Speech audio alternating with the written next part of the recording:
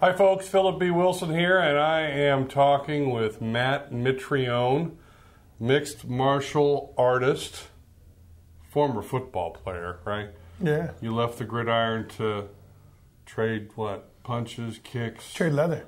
Trade leather. Yeah, those little pads that you wear on top there. Yes, sir. How hard, does that really hurt when they pop you there with that? As opposed to like, because you know, football, I know sometimes guys get away with stuff Yeah, on the know line. something.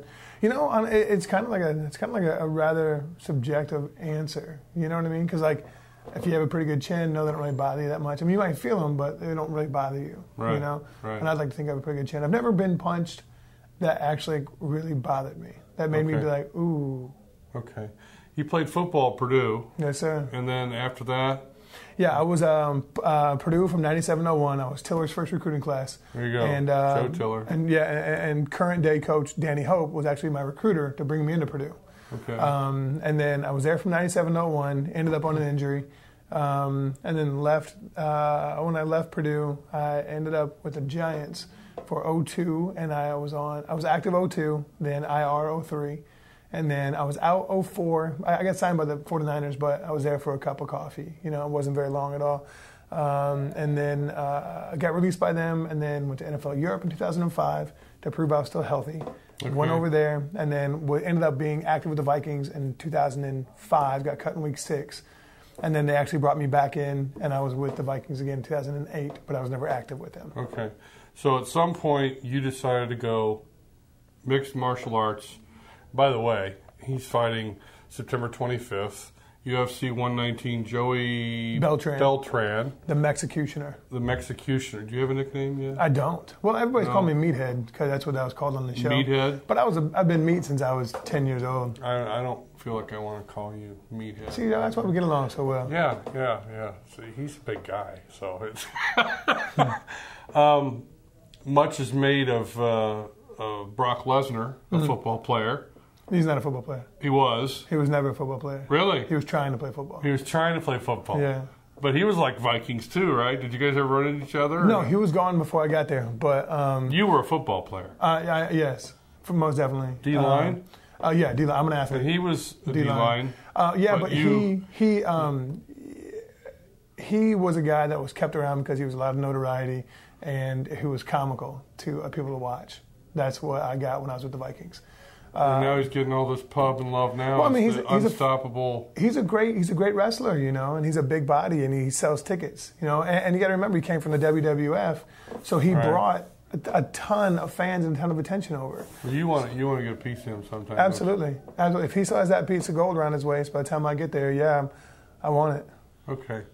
Somebody might ask, why would a good, wholesome Purdue football player turn to mixed martial arts that's inside of the cage or the octagon, as they say, and boy, it seems so violent, it seems so scary, and you know, even though you're not shaved today, you're a good-looking fella. Why would you want to do that to yourself?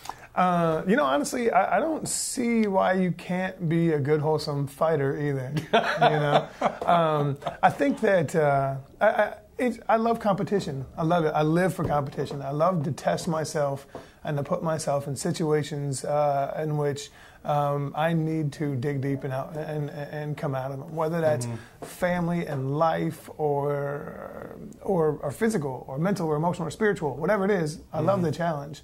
And UFC to me is the modern day gladiatorial test. And I like that. I like that competition of it.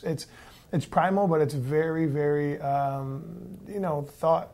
It's strategy based, and I get a kick out of that. I like the chess match of, maybe this is the Purdue alum in me that I like to think, you know. So like, you like to think engineering school, okay, smart. It's not like the other high school down in Bloomington, you know. Oh, he has to take a shot. You want to piece this, Hoosiers? Come on, go ahead.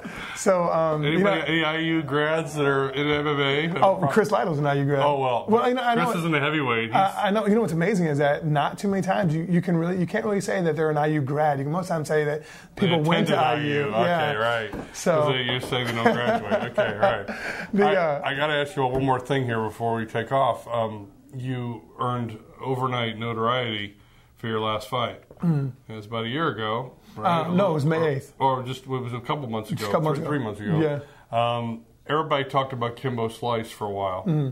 And then you made that talk go away. You knocked him out, or you? I beat him on punches, but I mollywopped him pretty well. Mollywopped him. Yeah. Is that a MMA term? I believe it's a Mitrione term. It's a Mitrione term. I'm a mollywopper. That's what I do. So Kimbo Slice was it. Yeah. And then he wasn't. I mean, they probably didn't know who you were. Yeah. Everybody was talking about Kimbo, and not you. For sure. I mean, Kimbo had 50 million hits on YouTube. Everybody knows Kimbo's name.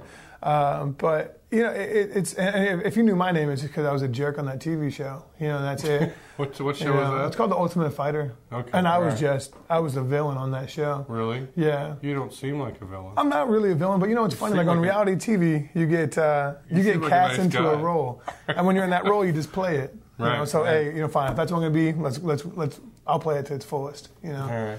But Kimbo's a good dude. He was on the show with me. Right. That's how we got to know each other. He's a good dude, really nice guy, great family man. He's married, has a bunch of kids, and loves his family. But this is about me getting a paycheck and me getting that piece of gold sooner or later. Mm-hmm. So unfortunately, I had to put it on him. And I think it's unfortunate that he wouldn't cut the 205 because he fought me at 224 pounds. If I'm weighing at 250 something. There's a good chance I'm going to smash you because I'm going to be a lot physically stronger than you are. Yeah. And he wouldn't cut the 205, so they're like, all right, hasta la vista, guy. Were you amazed at how much Send him packing. pub you got for winning that? I mean, I got a whole lot more pub before that fight than afterwards. I think they saw that it was one-sided mollywopping. He really didn't pose that much of a threat. There's that term again, kids. Mollywop. Coin it. Let's bring it back. The Mitrione mollywop. Maybe I'll be the mollywopper. Maybe. We had the alliteration going there. It's better. I mean, I like it. I'll sign on for it. Let's do it. Maybe coming to an Indianapolis Star story near you. Matt Mitrione, thank you very much. Right on. September 25th, yes, sir. Conseco Fieldhouse UFC 190, Joey Beltran. Please come and support MMA, support the UFC so they want to come back. It's great for the local economy. The UFC puts on a great show. It's much, much better than it is on television. Please come. The cheap seats start at $45, cage side are $300.